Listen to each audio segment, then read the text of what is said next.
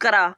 SSLC ವಿದ್ಯಾರ್ಥಿಗಳಿಗೆ ರಾಜ್ಯ ಮಟ್ಟದ ಪೂರ್ವ ಸಿದ್ಧತಾ ಪರೀಕ್ಷೆ 3 ಈಗಾಗಲೇ ನಿಮಗೆ ಸಂಬಂಧಪಟ್ಟಂಥ ಎಲ್ಲ ಪರೀಕ್ಷೆಗಳು ಮುಗಿತಲು ಬಂತು. ಇನ್ನು ಕೊನೆಯ ಪರೀಕ್ಷೆ ಇವತ್ತು 28 ಮಧ್ಯಾಹ್ನ 2 ಗಂಟೆಗೆ ಆರಂಭವಾಗುತ್ತೆ. ಸಮಾಜ ವಿಜ್ಞಾನ, ಸೋಷಿಯಲ್ ಸೈನ್ಸ್, ಇದಕ್ಕೆ ಸಂಬಂಧಪಟ್ಟಂಥ ನಾನು ಆಲ್ರೆಡಿ ಒಂದು ವಿಡಿಯೋನ ಅಪ್ಲೋಡ್ ಮಾಡಿದ್ದೀನಿ. ಪ್ರಿವಿಯಸ್ ಕ್ವಶನ್ ಪೇಪರ್ ಸಂಬಂಧಪಟ್ಟಂಥ ಕೀ ಆನ್ಸರ್ ಜೊತೆಯಲ್ಲಿ ಬ್ರೀಫ್ಲಿ ಎಕ್ಸ್ಪ್ಲೇನ್ ಮಾಡಿದ್ದೀನಿ. ಯಾವೆಲ್ಲ ಪ್ರಶ್ನೆಗಳನ್ನ ಓದ್ಕೋಬೇಕು, ಯಾವ ಪ್ರಶ್ನೆ ಬರ್ತವೆ ಅಂತ. ಅದರಲ್ಲಿ ನೀವು 60 ರಿಂದ 70 ಅಂಕಗಳನ್ನ ಈಸಿಯಾಗಿ ಪ್ರಶ್ನೆ ಪತ್ರಿಕೆಯಲ್ಲಿ ಗಳಿಸ್ಕೊಳ್ಬೋದು. ಸೊ ಈ ಪ್ರಶ್ನೆ ಪತ್ರಿಕೆಯಲ್ಲಿ ಸರ್ಕಾರ ಹೊರಡಿಸಿರುವಂಥ 3 ಮಾಡೆಲ್ ಕ್ವಶನ್ ಪೇಪರ್ ಮಾಡಿದರೆ ಯಾವೆಲ್ಲ ಪ್ರಶ್ನೆನ ಓದ್ಕೋಬೇಕು ಎಂಬುದನ್ನು ಸೂಚಿಸುತ್ತದೆ. ಈ ಪ್ರಶ್ನೆ ಪತ್ರಿಕೆಯನ್ನು ಕಂಪ್ಲೀಟಾಗಿ ನೋಡ್ಕೊಳ್ಳಿ ಅಂತ ಹೇಳ್ತಾ, ಎಲ್ಲಿ ಕೂಡ ಸ್ಕಿಪ್ ಮಾಡಿದ ವಿಡಿಯೋನ ಕೊನೆಯವರು ನೋಡಿ. ಬನ್ನಿ, 2025-26 ಸಾಲಿನ SSLC ಮಾದರಿ ಪ್ರಶ್ನೆ ಪತ್ರಿಕೆಯ 1ರ ಮಾದರಿ ಉತ್ತರಗಳು ಕೂಡ ಪ್ರಶ್ನೆಯನ್ನು ಎಕ್ಸ್ಪ್ಲೇನ್ ಮಾಡ್ತೀನಿ. ಅವುಗಳನ್ನು ಕೂಡ ಬರೆದುಕೊಂಡು ಅಭ್ಯಾಸ ಮಾಡ್ಕೊಳ್ಳಿ. ಸೊ ಬನ್ನಿ ಬೇಗನೆ ನೋಡೋಣ. ಮೈಸೂರು ಸಂಸ್ಥಾನದ ರಾಷ್ಟ್ರಗೀತೆಯನ್ನು ಕಾಯೋ ಶ್ರೀಗೌರಿಯನ್ನು ರಚಿಸಿದನು ಅಂತ ನಾವು ಮಲ್ಟಿಪಲ್ ಚಾಯ್ಸಲ್ಲಿ ಅಪೂರ್ಣ ಆಯ್ಕೆ ಕೊಡ್ತಾನೆ. ಅಲ್ಲಿ 8 ಪ್ರಶ್ನೆ ಕೊಟ್ಟು ಮಲ್ಟಿಪಲ್ ಚಾಯ್ಸಲ್ಲಿ ಪ್ರತಿಯೊಂದಕ್ಕೆ 1 ಅಂಕನ ಕೊಡಲಾಗುತ್ತೆ. ಅಲ್ಲಿ ಸರಿಯಾದ ಉತ್ತರವನ್ನು ಆರಿಸಿಬರೋದ್ರಲ್ಲಿ ಮೈಸೂರು ಸಂಸ್ಥಾನದ ರಾಷ್ಟ್ರಗೀತೆಯನ್ನು ಕಾಯೋ ಶ್ರೀಗೌರಿ ರಚಿಸಿದನು ಅಂದರೆ ಆಪ್ಷನ್ ಸಿ ಬಸಪ್ಪ ಶಾಸ್ತ್ರಿಯವರು ರಚಿಸ್ತಾರೆ. ಪ್ರಥಮ ಮಹಾಯುದ್ಧವನ್ನು ಕೊನೆಗೊಳಿಸಿದ ಒಪ್ಪಂದ ಅಂದರೆ ಆಪ್ಷನ್ ಸಿ ವರ್ಸಲ್ ಒಪ್ಪಂದ ಆಗುತ್ತೆ. ವಿಶ್ವಶಾಂತಿಯ ಕಾಪಾಡೋ ಉದ್ದೇಶದಿಂದ ಸ್ಥಾಪನೆಯಾಗಿದ್ದ ಲೀಗ್ ಆಫ್ ನೇಷನ್ಸ್ ವಿಫಲವಾಗಲು ಕಾರಣ ಅಂದರೆ ಆಪ್ಷನ್ಸ್ ಅದಕ್ಕೆ ಏನಾಗಿರುತ್ತೆ ಅಂದರೆ 2ನೇ ಮಹಾಯುದ್ಧ ಪ್ರಾರಂಭವಾಗುತ್ತೆ. ಅದನ್ನು ನೋಡ್ಕೋಬೇಕು. ಕರ್ನಾಟಕ ಉತ್ತರ ಕನ್ನಡ ಜಿಲ್ಲೆಯ ಸಲಾನಿ ಗ್ರಾಮದ ನಡೆದ ಪರಿಸರ ಚಳವಳಿ ಅಪಿಕೋ ಚಳವಳಿ ಮತ್ತು ಚಿಪಿಕೋ ಚಳವಳಿಯನ್ನು ನಾವು ಗಮನಿಸ್ತೀವಿ. ಬಿ ಅಪಿಕೋ ಚಳವಳಿ ಆಗಿರುತ್ತೆ. ಭಾರತದಲ್ಲಿ ನಿರ್ಗಮನದ ಮಾನ್ಸೂನ್ ಮಾರುತಗಳ ಅವಧಿ ಅನ್ನೋದು ಅಕ್ಟೋಬರಿಂದ ನಮಗೆ ನವೆಂಬರ್ವರೆಗೂ ಇರುತ್ತದೆ. ಓಕೆ, ಅದನ್ನು ನೋಡ್ಕೊಳ್ಳಿ. ಮಾರ್ಗಸೂಚಿ ಎಂದು ಕರೆಯಲ್ಪಡುವ ಅಂದರೆ ತಂತ್ರಜ್ಞಾನ ಕೇಳಬಹುದು. ಅದಕ್ಕೆ ಡಿ GPS ಅಂತ ಕರಿತೀವಿ. ಹಾಗೆ ನಮ್ಮ ಸಂವಿಧಾನ 73 ತಿದ್ದುಪಡಿಯ ಮೂಲಕ ಸ್ಥಳೀಯ ಸರ್ಕಾರ ಪದ್ಧತಿಯಲ್ಲಿ ಜಾರಿಗೆ ತರಲಾದಂಥ ಪಂಚಾಯತ್ ರಾಜ್ ವ್ಯವಸ್ಥೆಯ ಹೊಂದಿರುವುದನ್ನು 3 ಹಂತಗಳಲ್ಲಿ ಒಳಗೊಂಡಿದೆ. ಉದ್ಯಮಶೀಲತೆಯು ಆಂಗ್ಲ ಪದವಾದ ಎಂಟರ್ಪ್ರೆಂಡೇ ಪದದಿಂದ ಫ್ರೆಂಚ್ ಪದದಿಂದ ಬರುತ್ತೆ. ಆಪ್ಷನ್ ಡಿ ಆನ್ಸರ್ ಇರುತ್ತೆ.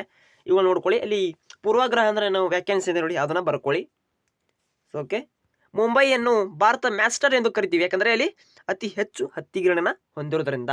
ಇನ್ನೊಂದು ಪ್ರಶ್ನೆ ಬರ್ಕೊಳ್ಳಿ. ಭಾರತೀಯ ರಿಸರ್ವ್ ಬ್ಯಾಂಕಿನ ಬ್ಯಾಂಕುಗಳ ಬ್ಯಾಂಕು ಅಥವಾ ಬ್ಯಾಂಕುಗಳ ತಂದೆ ಅಂತ ಸಹ ತಾಯಿ ಅಂತ ಸಹ ಕರೀತಾರೆ. ಅದನ್ನು ನೋಡ್ಕೊಳ್ಳಿ. ಇನ್ನು ಇಲ್ಲಿ ನನ್ನ ಒಂದು ಪ್ರಶ್ನೆ ಇದೆ, ಏನಪ್ಪ ಅಂದರೆ ವಿಶ್ವಸಂಸ್ಥೆಯ ಭದ್ರತಾ ಮಂಡಳಿಯ ಕಾಯಂ ಸದಸ್ಯ ರಾಷ್ಟ್ರಗಳನ್ನು ಪಟ್ಟಿ ಮಾಡಿ ಅಂತ ಪ್ರಶ್ನೆ ಇರುತ್ತೆ. ಅದನ್ನು ನೋಡ್ಕೊಳ್ಳಿ. ಅಲ್ಲಿ ಒಂದು ದತ್ತ ಮೊಘಲ್ ಹಕ್ಕಿಲ್ ಎಂಬ ಸಂಬಂಧಪಟ್ಟಂಥ ಭಾರತದಲ್ಲಿ ಬ್ರಿಟಿಷರ ಅಧಿಕಾರದ ವಿಸ್ತರಣೆಗೆ ಕಾರಣವಾಯಿತು, ಸಮರ್ಥಿಸಿ ಅಂತಿದೆ. ಅದನ್ನು ನೋಡ್ಕೊಳ್ಳಿ. ಹಾಗೆ ಮಳೆ ನೀರು ಕೊಯ್ಲು ಸಂಬಂಧಪಟ್ಟಂಥ ವಿಧಗಳು ಯಾವುವು ಅದನ್ನು ನೋಡ್ಕೊಳ್ಳಿ. ಹಸಿರು ಕ್ರಾಂತಿಯ ಹಲವಾರು ಅಂಶಗಳಿಂದ ಪ್ರಭಾವಿತವಾಗಿತ್ತು, ಸಮರ್ಥಿಸಿ, ವೆರಿ ಇಂಪಾರ್ಟೆಂಟ್ ಇರುತ್ತೆ. ಅದನ್ನು ನೋಡ್ಕೊಳ್ಳಿ. ನೋಡಿ, ಗ್ರಾಹಕರ ಸಂರಕ್ಷಣಾ ಕಾಯ್ದೆಯಲ್ಲಿ ಹಿತರಕ್ಷಣೆ ಹೇಗೆ ಮಾಡುತ್ತದೆ, ಇದು ಇಂಪಾರ್ಟೆಂಟ್ ಇರುತ್ತೆ ನೋಡಿ, ಗ್ರಾಹಕ ಸಂಬಂಧಪಟ್ಟಿದ್ದು. ಭಾರತಕ್ಕೆ ಹೊಸ ಜನ್ಮಗಳನ್ನು ಕಂಡುಹಿಡಿಯಲು ಕಾರಣವಾದ ಅಂಶಗಳನ್ನು ವಿವರಿಸಿ, ಅದನ್ನು ನೋಡ್ಕೊಳ್ಳಿ. ನೋಡಿ, ಬ್ರಿಟಿಷ್ ಭೂಕಂದಾಯ ಪದ್ಧತಿಯಿಂದ ಭಾರತೀಯ ರೈತರ ಮೇಲೆ ಆದಂಥ ಪರಿಣಾಮಗಳನ್ನು ವಿವರಿಸಿ, ವೆರಿ ಇಂಪಾರ್ಟೆಂಟ್ ಆಗಿರುತ್ತೆ. ಸೊ ಅದನ್ನು ನೋಡ್ಕೊಳ್ಳಿ. ಅರಣ್ಯಗಳು ಮತ್ತು ಪರಿಸರಕ್ಕೆ ಅತ್ಯಂತ ಉಪಯುಕ್ತವಾಗಿವೆ ಹೇಗೆ. ಗ್ರಾಮೀಣ ಭಾರತದಲ್ಲಿ ಆರ್ಥಿಕ ಪರಿಸ್ಥಿತಿಯನ್ನು ವಿವರಿಸಿ. ಹಾಗೆ ಇನ್ನೊಂದು ಪ್ರಶ್ನೆ ಅಂಚೆ ಮತ್ತು ಸಂಬಂಧಪಟ್ಟಂತೆ ಇರುತ್ತೆ. ಇನ್ನು ಲಾಸ್ಟ್ ಪ್ರಶ್ನೆ ಒಂದಿದೆ ಇಲ್ಲಿ, ಅಂದರೆ 1857ರ ದಂಗೆಯ ವಿಫಲತೆಗೆ ಕಾರಣಗಳನ್ನ ವಿವರಿಸಿ, ಇಂಪಾರ್ಟೆಂಟ್ ಇರುತ್ತೆ ನೋಡಿ. ಸೊ ಅಷ್ಟು ನೋಡ್ಕೊಳ್ಳಿ. ಇನ್ನು ಸಂಘಟಿತ ಅಸಂಘಟಿತ ಕೆಲಸಗಾರ ನಡುವಿನ ವ್ಯತ್ಯಾಸ, ವೆರಿ ಇಂಪಾರ್ಟೆಂಟ್ ಇರುತ್ತೆ. 100% ಇದು ಪ್ರಶ್ನೆ ಪತ್ರಿಕೆಯಲ್ಲಿ ಬಂದೇ ಬರುತ್ತೆ. ಸಂಘಟಿತ ಮತ್ತು ಅಸಂಘಟಿತ ಕೆಲಸಗಾರ ನಡುವಿನ ವ್ಯತ್ಯಾಸ ತಿಳಿಸಿ. ಅವ್ರಿಗೆ ಕಾನೂನು ವ್ಯವಸ್ಥೆ ಇದೆ, ಇವ್ರಿಗೆ ಇಲ್ಲ. ಇವ್ರಿಗೆ ಡೈಲಿ ರೆಗ್ಯುಲರ್ಲಿ ಸ್ಯಾಲ್ರಿ ಕೊಡ್ತಾನೆ, ಭತ್ಯೆ ಕೊಡ್ತಾನೆ, ರೆಸ್ಟ್ ಇದೆ, ರಿಟೈರ್ಮೆಂಟ್ ಆಗ್ಬೋದು, ಹಾಗೆ ನಾವು ರೊಕ್ಕ ತೆಗೆದುಕೊಳ್ಬೋದು, ಬೋನಸ್ ತೆಗೆದುಕೊಳ್ಬೋದು. ಇವರಿಗೆ ಮೆಡಿಕಲ್ ಫೆಸಿಲಿಟಿ ಇದೆ, ಕೆಲಸದ ಸೆಕ್ಯೂರಿಟಿ ಇದೆ. ಹಾಗೆ ಅವ್ರ ಕೆಲಸದ ಸಂಬಂಧಪಟ್ಟಂಥ ಕ್ವಾಲಿಫಿಕೇಷನ್ ಸ್ಕಿಲ್ಲನ್ನು ಇಲ್ಲಿ ಡೆವಲಪ್ ಮಾಡ್ತದೆ. ಇಲ್ಲಿ ಅವರಿಗೆ ಸರಿಯಾಗಿ ಇದೇ ಅಪೋಸಿಟ್ ಇರುತ್ತೆ. ಇಲ್ಲಿ ಭೂ ಕುಸಿತಕ್ಕೆ ಕಾರಣಗಳನ್ನು ತಿಳಿಸಿ, ವೆರಿ ಇಂಪಾರ್ಟೆಂಟ್ ಇರುತ್ತೆ ನೋಡ್ಕೊಳ್ಳಿ. ಹಾಗೆ ಸ್ವತಂತ್ರ ಹೋರಾಟದಲ್ಲಿ ಬುಡಕಟ್ಟು ದಂಗೆಗಳ ಪಾತ್ರವನ್ನು ವಿವರಿಸಿ.